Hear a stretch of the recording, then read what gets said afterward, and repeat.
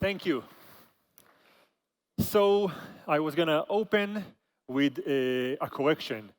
About 2 years ago, I was here and I spoke, and I wanted to impress the audience by saying something in Spanish. And the best thing I could come up with was soy un hombría, which I think means I'm an umbrella. So today I corrected it, and now it's going to be soy un paraguas, which I was told is the better umbrella. Thank you. Today I want to speak about consciousness. But I saw the previous speakers, and I realized that if I want to get the science correctly, I need to entice you with something that's going to be Mexican. So I'm going to talk about consciousness and football. They look the same. They're both round, the brain and the football. They rotate in the same direction.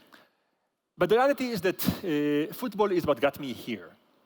So about 2 years ago, after I spoke at Ciudad, a number of speakers went to visit Ricardo Salinas' house.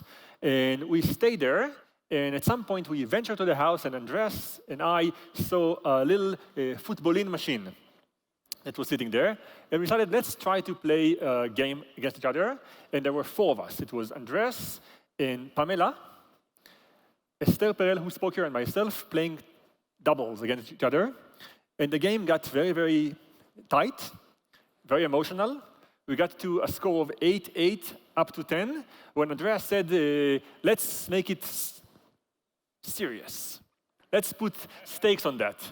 And he said, whoever wins gets something that they want, and what I want, Moran, is for you to come back to Ciudad with an even more epic idea. So we lost, and here I am. There's going to be a rematch. So a number of things happened since this soccer game. First of all, what you will learn is that whoever you play soccer with, even in a footballin, becomes really significant in your life. As a matter of fact, Pamela and Andres didn't just win the match, they actually then got married, and I was asked to come again and be one of the officiants of their wedding, where I spoke about things. So now you should know that I'm also doing weddings, funerals, bar mitzvahs, quinceañeras, anything that you want. You can get your local scientist to come and speak to you, your audience on anything. But actually, I want to use this wedding to talk about consciousness.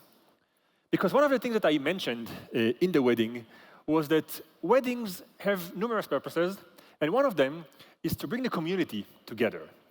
So yes, it's about a couple who's getting married, but in many ways, you need the entire village. We used to live in villages where everyone was accountable for us. If things didn't work out between us two, there would be someone who could help us. And in many ways, the idea of a village becomes harder and harder as the world becomes bigger. And what I want to talk about is how villages allow us to connect brains. Okay, so consciousness is the topic I want to talk about, and how we can connect brains and form a bigger consciousness that becomes a bigger village. And to explain how this works, I'm going to start by saying how we can actually break consciousness, how we can actually take one conscious mind and break it into 2, and then we learn how we can actually make 2 and make them into something bigger. Here's an example. You see 2 pictures here. You clearly tell that there's a difference between them. One of them is a regular house, and the other one is a house on fire. However, if a patient were to be here, and this patient were to suffer from something that we call hemispatial neglect, they would see this picture. Hemispatial neglect means that a person does not see part of the world. In this example, the left side. So a person with that neglect would just look at 2 pictures and would say they're the same. But here's the thing.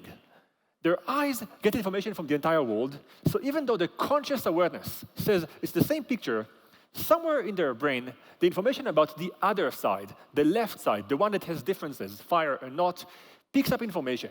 So if you ask the person to pick one of the images and say which ones they like most, often the person would say, I like more the one at the bottom. So even though they can't tell what the differences are, their conscious mind is understanding that there's a difference, and it picks up the one that's safer. This means that even if our brain is divided to parts, and those parts are not able to articulate what they're going through, somewhere else there is you who gets a sense of things. Let's try to look at this from a different angle. There's another way to break a brain into two, and that is to take the part of the brain that connects the left and the right hemispheres and cut it. There's a bridge in your brain that connects the left and the right, and the brain is symmetrical. So everything that exists on the left also exists on the right, just in reversed order. So your left eye is controlled by the right side of the brain. Your right eye is controlled by the left side of the brain. Your left ear, right side, right ear, left side, and so on. But for some things, we only have one of, like our mouth. We have only one mouth. So for that, nature has picked a side. So language comes from the left. In the same way, solving problems comes from the right. And if you take a person whose brain was split in half because they had a problem that required a surgery to cut this, primarily epilepsy, to prevent the spread of surgery of the epilepsy across the brain, what you see is something remarkable. This person is asked to play a game where he's told to look at the shape and organize the cubes in the form of the shape. He has no problem doing it with his left arm, because the left arm speaks to the part of the brain that solves puzzles. But when he's told to do the same thing with his right arm, he has a hard time, because the right arm doesn't speak to the part of the brain that has problem solving, the bridge doesn't exist, and just struggles with doing this again and again. If you actually tell the guy to use both arms, you'll see what happens, because the left hand, it knows the answer, it really wants to help its friend. You'll see in a second how it really, really is eager to be involved in this, because it just feels that it knows what's going on. But it's not going to work.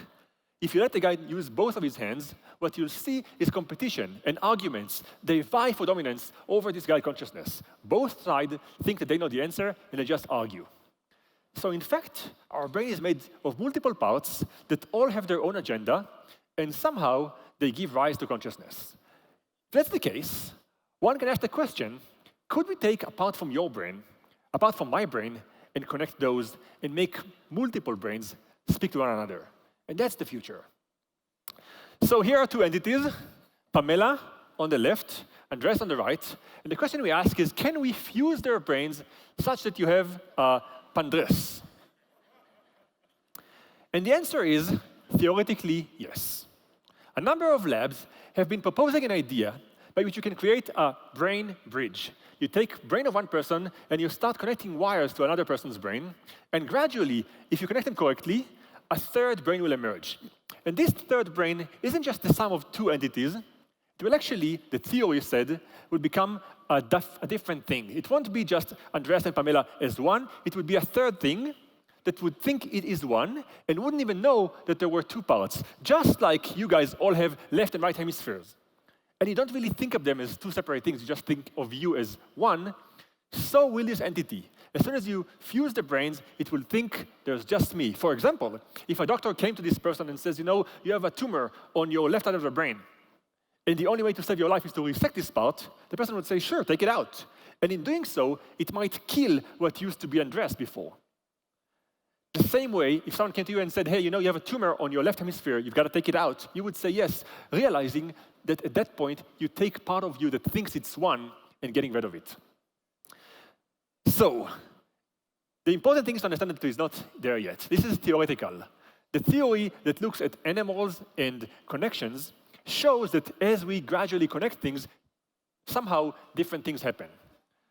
But the reason I wanted to talk about it right now is because it seems like everyone wants that. The world is full of people who talk about how to connect brains. And right now, the best way we think about doing that is actually putting a chip in one person's brain, another chip in a different person's brain, and letting the power of connectivity through the internet or Bluetooth actually share ideas. So a number of people in Silicon Valley primarily, like those guys, Elon Musk, Brian Johnson, or in France, Alim Ben Abid, are all looking at different ways to connect the brains to machines, to put a chip inside your head that will read your brain activity and will communicate it to the outside world. Just a few months ago, a remarkable work from Ben Abid came out that showed that you can take a person who couldn't move and connect their brain to an exoskeleton that allowed them to stand up after years of not being able to do that and walk. So this is the first evidence for connecting your brain to machines that will actually aid you get out of it. And if you take it to the extreme, you can imagine an entire soccer team, here's the football again, that's all made of people who just before the plant was in their brain could not walk.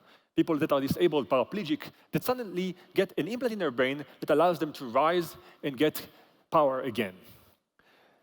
To make it even more profound, two chips in two different brains were shown first by a colleague of mine, Miguel Nicolalis, where he put a chip in a mouse's brain in Rio de Janeiro and another chip in a mouse's brain at Duke University in North Carolina.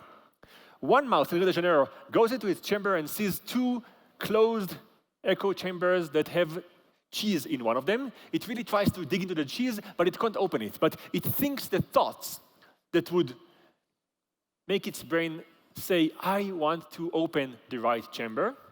This thought is then sent over the internet to Duke, where another mouse sits and gets stimulated and thinks, oh, I guess I should pull the right lever. And in doing that, it sends a signal back to Rio de Janeiro, where the chamber is open. So the mouse in Rio de Janeiro just thinks it wants a chamber to be opened, and a second later, it does, not knowing that its brain talked to another mouse's brain and back and made it happen.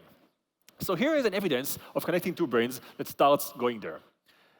And because we're starting to show evidence for this happening, I want to tell you exactly what are the limits, because they're not neuroscience. There are three things that need to happen for you to have brains that speak to one another. The first thing, you have to have the neuroscience work. This we already have. We already know how to read brain activity. We already know how to write into brains. We already know how the neuroscience work. There's a lot of engineering that needs to be done there to make it perfect, but we already know the language of the brain. The second thing that we are struggling with right now is delivery. How do you get the chip inside the brain? Most of the work right now by the people I mentioned earlier, Elon Musk, Brian Johnson, and so on, is spent on trying to get the chip into your brain. Right now, the only way we know to do that is to drill a hole in the skull and put a chip on the surface of your brain. Not ideal. Not many people want it. So the question is, can we give you something that you can eat or inject, and it will become a chip inside your brain? That's where all the problems are right now. And the third, and the one I want you to be mostly aware of, is the ethical one. We don't really know yet that we want it. The reality is that if you offer people a chip inside their brain, they all get excited. But there are a lot of things that will happen if you have a chip inside your brain that might be undesired. For example, we spend a lot of time in my lab looking at what will happen if you put a chip inside your brain when it comes to controlling people's minds. And the idea is that our minds are not ready for this. We don't have an idea to vet thoughts that are coming from the inside that are not ours. So easily, if you have a chip inside your brain, we can imagine a world where someone would change your mind, or hack your brain, or create thoughts, or even create different species with different IQ levels. So some would be much smarter than the other. And all of us can hear that and think if it's good or bad, but the reality is that we mostly hear the good side and forget the bad side. And what I wanted to highlight is that there are risks, and you should think about both. To make it clear, I can tell you that in the US right now, there are already about 40,000 people that have a chip inside their brain for clinical purposes. And when we asked people in a survey recently, if it were allowed for any person, not just for clinical purposes, but any person, to put a chip inside their brain, but also there would be some negative consequences, like it would make for an unequal thinking. Some people would be much, much smarter than the others. Would you take it? I was hoping for some people to think that it's terrible, but the reality was that in a survey of hundreds of thousands of people, most people said, I would like it, take it. So all of us are excited by the chip in their brain over seeing the negative part. And what I wanted to finish by saying is that there's a risk here. And to decide if we want this risk or not, every person has to weigh in on this before it becomes reality. We neuroscientists are working towards building those chips into the brain. We're trying to push the envelope as much as we can, as fast as we can, and we care about making it possible. But whether it's good or bad is something that we should talk about right now, when it's not yet there, so we can weigh in on that. And if you talk about it, ask your politicians, ask your local mayor, ask your friends about it, then the topic would become something that people care about already. They would start coming up with answers. They would start asking themselves, should we allow it or not? And this is something that we all should be engaged in right now before it's there, so we can decide if we want to be in a world where everyone can have a device inside their brain that controls their thought, give them IQ, but also might be manipulated by others and change your mind, not just to the better, but also for worse. I hope you're going to leave this room with this thought in mind, because this will be the village that I was hoping for. Thank you so much.